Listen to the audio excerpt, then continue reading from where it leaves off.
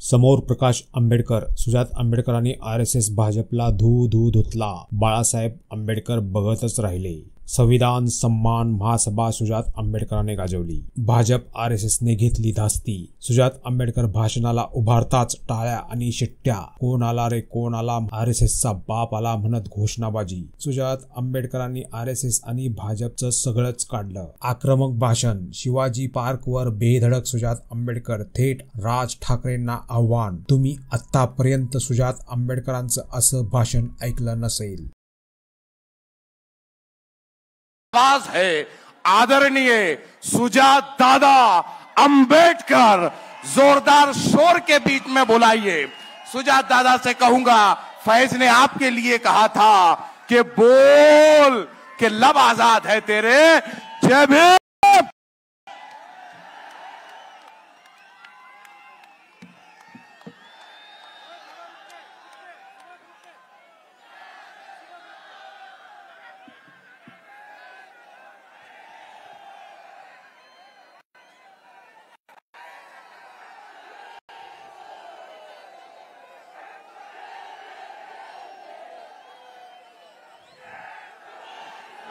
Doctor Babasaheb आंबेडकरांचा, वंचित बहुजन आघाडीचा,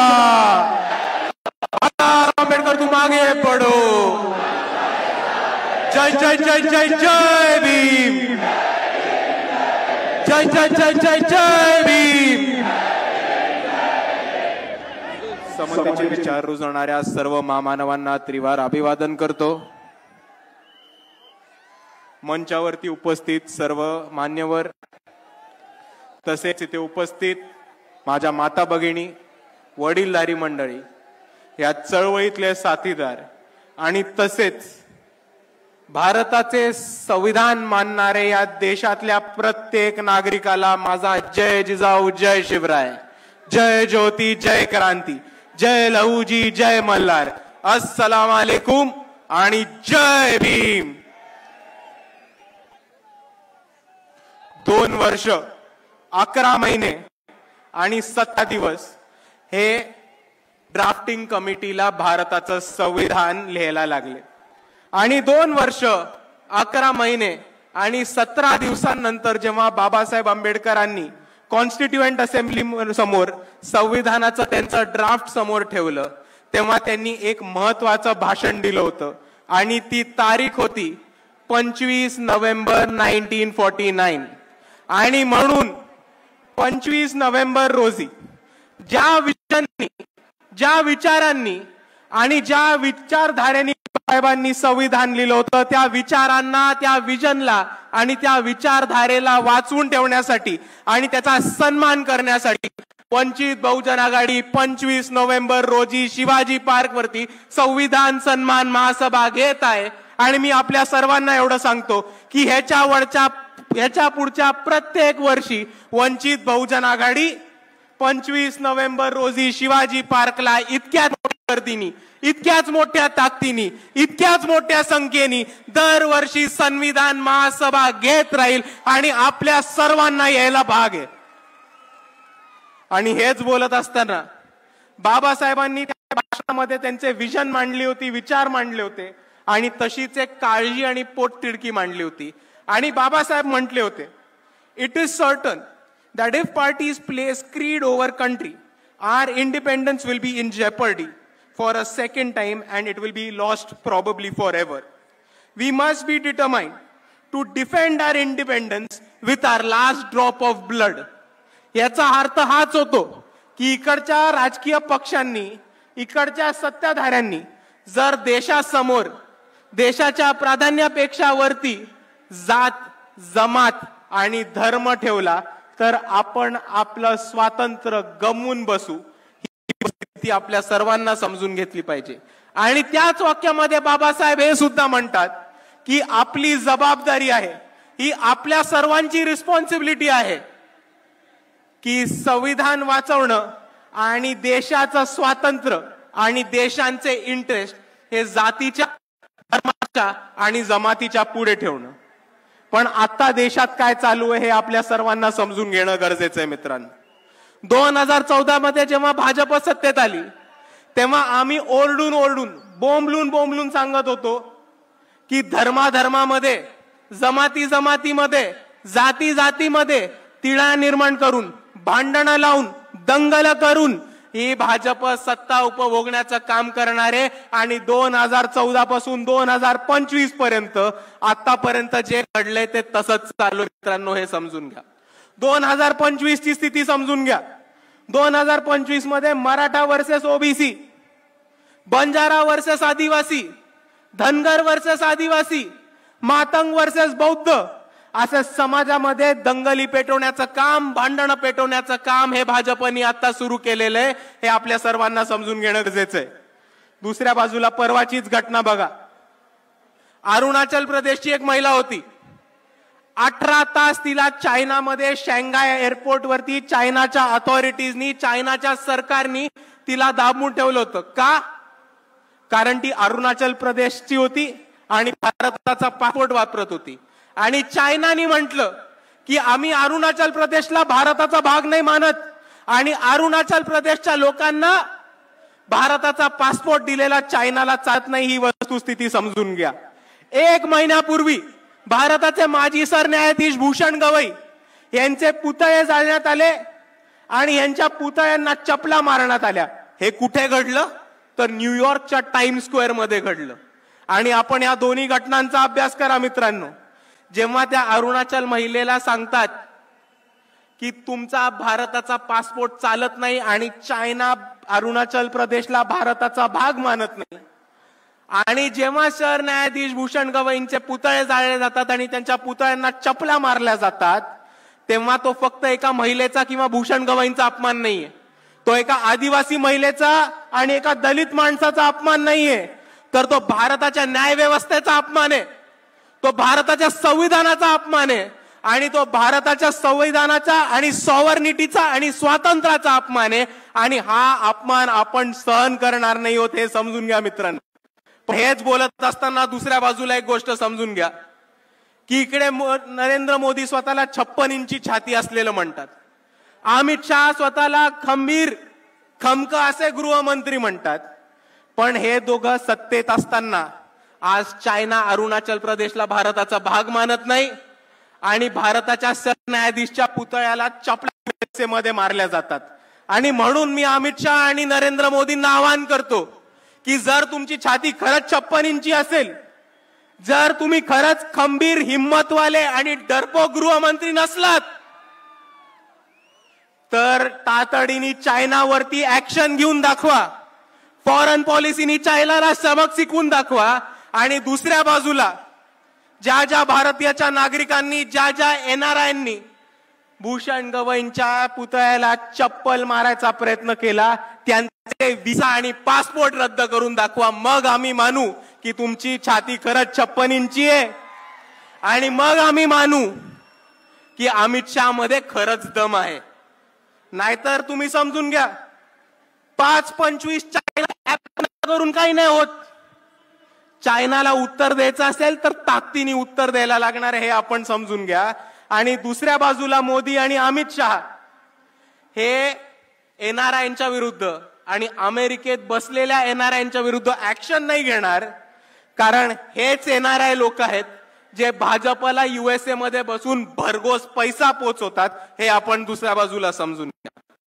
आणि भारतामध्ये आणि अमेरिकेतल्या गोष्टी बोलत असताना परवाच एक रिपोर्ट आलाय की $3,30,000 हे RSS नावाच्या अनधिकृत टेररिस्ट ऑर्गनायझेशननी युएसए मध्ये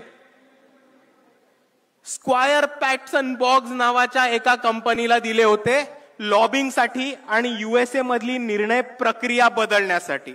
आणि दुसऱ्याच बाजूला याच RSSनी दिल्लीमध्ये 150 कोटीचं केशव कुंज नावाचं ऑफिस उभं केलं. हे आपण समजून घ्या. आता मला एक प्रश्न सांगा की जी संघटना जिची कोणती रजिस्ट्रेशन नाहीये, ज्याची कोणती नोंदणी नाहीये आणि जी भारताचं संविधान मानत नाही, ही संघटना $3,30,000 युएसए ला कसे पाठवते?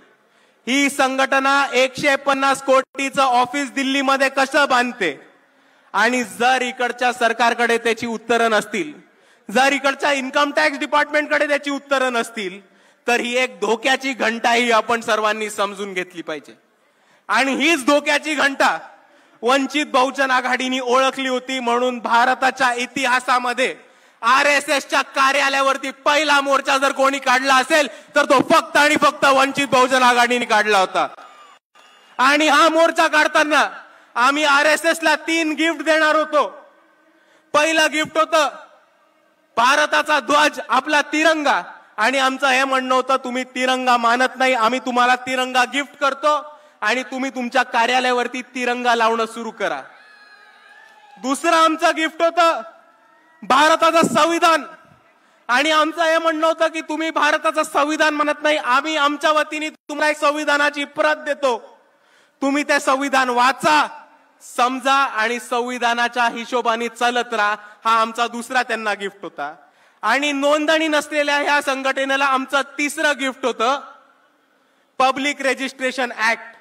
हे सांगण्यासाठी की तुमची नोंदणी नाही झाली आहे, हे महाराष्ट्र राज्याचं पब्लिक रजिस्ट्रेशन ऍक्टची कॉपी आहे, ही वाचा, ही समजून घ्या आणि तुम्हाला ह्या पब्लिक रजिस्ट्रेशन ऍक्ट खाली स्वतःला रजिस्टर करून घ्या. पण RSSचा एकही माणूस आला नाही आणि RSSच्या कोणत्याही माणसाने हे गिफ्ट स्वीकारलं नाही. आणि त्याच्यावरनं आम्हाला हे साफ झालं की RSS नोंदणी करायला नकार देतेय, RSS तिरंगा लावायला नाही देतेय, आणि RSS संविधान वाचायला आणि संविधान मानायला नकार देतेय. आणि जे संघटना या देशामध्ये संविधान मानत नाहीत, स्वतःला रजिस्ट्रेशन करत नाहीत आणि स्वतःला तिरंगा फडकवण्याची हिंमत करत नाहीत, त्याला आम्ही दहशतवादी आणि टेररिस्ट ऑर्गनायझेशनच म्हणणार. आणि आपला जो मोर्चा झाला होता, आपल्या मोर्चा धास्ती RSSनी घेतलीये, आपल्या मोर्चाची धास्ती बरोबर RSSनी घेतलीये. नाव घेतलं नाही आपलं, बहुतेक घाबरत असतील, नाव घेतलं नाही आपलं, पण मोहन भागवतांनी बरोबर उत्तर दिलं आपल्याला. आणि ते काय म्हणाले की आमची नोंदणी ही आमची स्थापना ही ब्रिटिश काळामध्ये झाली होती, म्हणून भारत स्वातंत्र्य झाल्यानंतर आम्हाला परत नोंदणी करायची गरज नाही. आणि जर मोहन भागवतांना असं वाटत असेल तर त्यांना मला एकच गोष्ट सांगायची आहे की जर तुमची स्थापना ब्रिटिशांच्या काळी झाली होती आणि भारत स्वतंत्र देश झाल्यानंतर संविधान लागू झाल्यानंतर तुम्हाला स्वतःची नोंदणी करायची नव्हती, तर मग या देशात थांबलात कशाला? ब्रिटिशांबरोबरच निघून जायचं होतं ना. पण होती बसलात. आणि म्हणून मी RSSला एकच गोष्ट सांगतो कि इस देश में रहना होगा तो संविधान मानना होगा. बोला माझ्या बरोबर, इस देश में रहना होगा, इस देश में रहना होगा, अगर इस देश में रहना होगा. आणि दुसऱ्या बाजूला मोहन भागवत म्हणतात की आम्ही एक व्यक्तींची संघटन होत, आम्ही एक व्यक्तींची संघटन असल्यामुळे आम्हाला रजिस्टर करायची गरज नाहीये, आम्हाला नोंदणी करायची गरज नाहीये.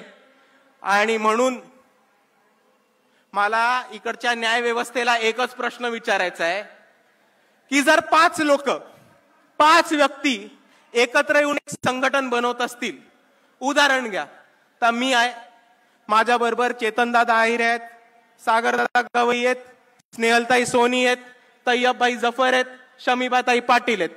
आम्ही 5 लोक एकत्र आलो, आम्ही एक संघटन बनवलं आणि आम्ही स्वतःला व्यक्तींचं संघटन म्हटलं, तर तुम्ही आम्हाला AK-47 आणि ऑटोमॅटिक रायफल ठेवू देणार आहात का? तुम्ही आम्हाला ऑटोमॅटिक वेपन्स ठेवू देणार आहात का? तुम्ही आम्हाला जिल्ह्यामध्ये तालुक्यामध्ये संघटन बनवू देणार आहात का? तुम्ही आम्हाला जिल्ह्यामध्ये तालुक्यामध्ये चंदा इकट्ठा करू देणार आहात का? आणि या चंदा इकट्ठा केल्यावरती आम्हाला टॅक्स माफ करणार आहात का? हे इकडच्या न्याय व्यवस्थेने आम्हाला सांगितलं पाहिजे. आणि जर या 5 गोष्टींना तुमचं उत्तर नाही असेल तर माझी तुम्हाला विनंती आहे की हेच नियम, हाच कानून आणि हेच संविधानाचे कलम RSSला सुद्धा लागू करा आणि RSS नोंदणी रद्द करा. आणि हे नसेल करता येत तर RSS बॅन करा. आणि म्हणून मी म्हणतो RSS मुर्दाबाद, RSS मुर्दाबाद. आणि म्हणून मित्रांनो, एक गोष्ट समजून घ्या की मोहन भागवत अजून एक गोष्ट म्हणते की आम्ही व्यक्तींची संघटन आहोत म्हणून आम्ही नोंदणी नाही करणार. आम्ही व्यक्तींची संघटन आहोत म्हणून आम्ही नोंदणी नाही करणार. तर त्यांना मला प्रेमाने एकच गोष्ट सांगायची आहे की भारताच्या संविधानामध्ये तुम्हाला व्यक्तींचीच संघटन रजिस्टर करायची असते, नोंदणी करायची असते. जर तुम्ही उंदरांची, मांजरांची, कुत्र्यांची, पक्ष्यांची, प्राण्यांची संघटना काढली तर ती तुम्हाला रजिस्टर करायची गरज नाहीये. आणि म्हणून तुम्ही स्वतःला माणसातले मानत असाल तर संविधानाप्रमाणे स्वतःला रजिस्टर करा. एवढं मी एक गोष्ट सांगू इच्छितो. आणि मित्रांनो, म्हणून मी दरवेळेस म्हणत राहतो की या भारतामध्ये जर कोणी RSS ला थांबू शकणार असेल, जर कोणी बीजेपीला हरवू शकणार असेल आणि जर कोणी मनुवादाला अंगावर घेऊन त्याला हरवू शकणार असेल तर ते फक्त आणि फक्त या देशातले आंबेडकरवादी आहेत. त्याच्यापेक्षा अजून कोणामध्ये दम नाही. आणि संविधानाचा सन्मान करायला, संविधानाचा गौरव करणारा आणि संविधानाची बाजू घेऊन लढणारा कोणता पक्ष असेल तर तो फक्त एकच पक्ष आहे, तो फक्त एकच नेता आहे, ते म्हणजे बाळासाहेब आंबेडकर आणि वंचित बहुजन आघाडी. आणि कोणताही मुद्दा असो, कोणताही आंदोलन असो, वंचित बहुजन आघाडी लढत राहतं. आमचा एक आमदार खासदार नाही, आमचा एक मंत्री नाही, संत्री नाही, तरी लोकांचे प्रश्न सोडवण्यासाठी, आंदोलन करण्यासाठी, मोर्चे काढण्यासाठी आणि या व्यवस्थेला घेराव घालून लोकांना न्याय मिळवून देण्यासाठी कोण लढत असेल तर ते फक्त वंचित बहुजन आघाडी लढतीये. लोकांचे प्रश्न सोडवण्यासाठी मुंबईमध्ये SRAच्या विरुद्ध मोर्चा काढणं, अडाणीच्या मिरिटाच्या विरुद्ध मोर्चा काढणं, प्रदूषणाच्या विरुद्ध मोर्चा काढणं, गायरांच्या विरुद्ध मोर्चा काढणं, कंत्राटी भरतीच्या विरुद्ध मोर्चा काढणं जर कोणी केलं असेल तर ते वंचित बहुजन आघाडीने केले. अजून कोणी करू शकलेलं नाही. दुसऱ्या बाजूला इथे उभं राहून बोलतो, त्यांच्या घरासमोर उभं राहून बोलतो की जेव्हा या मनसेनी मस्जिदीवरचे भोंगे काढायचा प्रयत्न केला होता तेव्हा मनसेच्या भोंग्यामधली हवा काढायचं काम हे वंचित बहुजन आघाडीने केलं होतं. जेव्हा टिपू सुलतान आणि औरंगजेबचे फोटो लावण्यासाठी इकडच्या मुसलमान युवकांना अरेस्ट करण्यात येत होतं, ही वंचित बहुजन आघाडी होती ज्यांनी टिपू सुलतानचा फोटो छत्रपती शिवाजी महाराज, छत्रपती शाहू महाराज, महात्मा ज्योतिबा फुले, डॉक्टर बाबासाहेब आंबेडकरांच्या फोटोमध्ये लावला होता आणि आम्ही या सरकारला चॅलेंज दिलं होता. दुसऱ्या बाजूला हेच ते बाळासाहेब आंबेडकर होते जे औरंगजेबच्या मजारीवरती गेले होते आणि या व्यवस्थेला, RSS ला आणि बीजेपीला चॅलेंज दिला होता की इकडचे मुस्लिम पोरं तर फक्त स्टेटस ठेवतात, आमच्या स्टेजवरती टिपू सुलतानचा फोटो आहे, बाळासाहेब औरंगजेबच्या मजारीवरती गेलेत, तुमच्यामध्ये हिम्मत असेल तर आमच्या विरुद्ध ऍक्शन घेऊन दाखवा. आणि एका बाजूला अजून एक धर्मांध ताकद आहे जी बाळासाहेबांचा औरंगजेबच्या मजारीवरचा फोटो काढते आणि काय झालं की बाळासाहेबांचा तो औरंगजेबवरचा फोटो पुढे काढते. या कट्टर हिंदुत्ववादी लोकांना, या धर्मांध लोकांना मला एकच गोष्ट आठवण करून द्यायची आहे की तो कोरोना काळ आठवा, जेव्हा या महाराष्ट्रामधली आर्थिक परिस्थिती ढासळली होती आणि या महाराष्ट्रामधले सगळे मंदिरं बंद पडली होती. तेव्हा हे तेच बाळासाहेब होते ज्यांनी पंढरपूरमध्ये विठोबाच्या मंदिरावरती आंदोलन केलं आणि अख्ख्या महाराष्ट्रामधले मंदिरं चालू करून देणारे हिंदू नागरिकांसाठी सुद्धा बाळासाहेब आंबेडकरच होते. आणि म्हणून मी म्हणतो की आम्ही सर्वांसाठी लढतो. कोथरूड पुणे केस आपल्याला माहिती असेल, सोमनाथ सूर्यवंशींबद्दल काय झालं आपल्या सर्वांना माहिती असेल, पण पोलिसांना धारेवरती धरून, काळा कोर्ट स्वतः चढवून, कोर्टामध्ये जाऊन कोथरूड मधल्या त्या 3 मुलींना आणि सोमनाथ सूर्यवंशींना जर कोणी न्याय मिळवून दिला असेल तर ते फक्त बाळासाहेब आंबेडकर आणि वंचित बहुजन आघाडी होती. आणि म्हणून मित्रांनो, मी एवढंच सांगतो की आम्ही लढणारी लोक आहोत, मार खाणारी नाही, मारणारी लोक आहोत आणि याच्या पुढेही लढत राहू. आम्हाला साथ हवी आहे तर फक्त तुमच्या सर्वांची. एवढं म्हणून मी माझे 2 शब्द थांबवतो. आपल्या सर्वांना माझा मानाचा जय भीम, जय श्रीराम.